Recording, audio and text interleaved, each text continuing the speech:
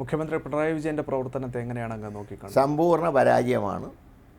അദ്ദേഹത്തിൻ്റെ പരാജയത്തിൻ്റെ മുഖ്യ കാരണം അദ്ദേഹത്തിൻ്റെ ധാർഷ്ട്യമാണ്. കാര്യങ്ങൾ പഠിക്കുന്നതിലുള്ള വിമുഖതയാണ് അദ്ദേഹത്തിൻ്റെ പരാജയമായിട്ട് എന്നെപ്പോലവർ കാണുന്നത്.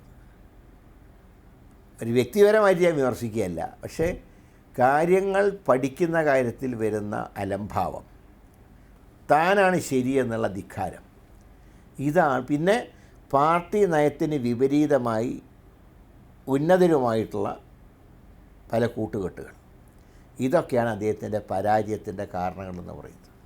അതുകൊണ്ടാണ് അഡ്മിനിസ്ട്രേഷനിൽ അദ്ദേഹം മോശമായി പോയത്.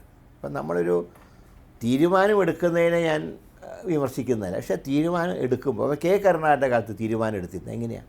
അത് എല്ലാവരുടെ അഭിപ്രായം ചോദിക്കും. അതിൻ്റെ ശരി തെറ്റുകൾ സ്വയം വിലയിരുത്തി അദ്ദേഹം തീരുമാനമെടുക്കും. പിന്നെ കെ കരുണാകരൻ ഞാൻ കണ്ടിട്ടുള്ളൊരു പ്രത്യേകത, ഉദ്യോഗസ്ഥന്മാരെ പറ്റി പത്രക്കാർ വിമർശിച്ചാൽ അത് ഉദ്യോഗസ്ഥന്മാരെ ന്യായീകരിച്ചുകൊണ്ട് പത്രക്കാരുടെ മുമ്പിൽ പറയും.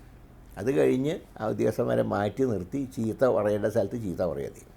പക്ഷെ പിണറായി വിജയൻ അങ്ങനെയല്ല, ഉടനെ ഉദ്യോഗസ്ഥന്മാരെ കുറ്റപ്പെടുത്തും, ഞാനാണ് ശരിയെന്നുള്ള ഭാവം. അതാണ് ശൈലി വ്യത്യാസം.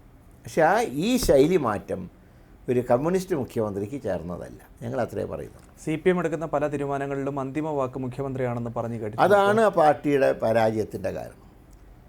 പണ്ട് കാലത്ത് EMSൻ്റെ കാലത്ത് പോലും EMSനെ തിരുത്തിയിട്ടുണ്ട് സംസ്ഥാന കമ്മിറ്റി. അതായത് MV ഗോവിന്ദനെ ഇരുട്ടിൽ നിർത്തിക്കൊണ്ട് മുഖ്യമന്ത്രി തീരുമാനം. തീർച്ചയായും MV ഗോവിന്ദൻ മാത്രമല്ല, ബേബിയെ അവർ ഇരുട്ടാണ്. അദ്ദേഹമാണ് അഖിലേന്ത്യാ ജനറൽ സെക്രട്ടറി.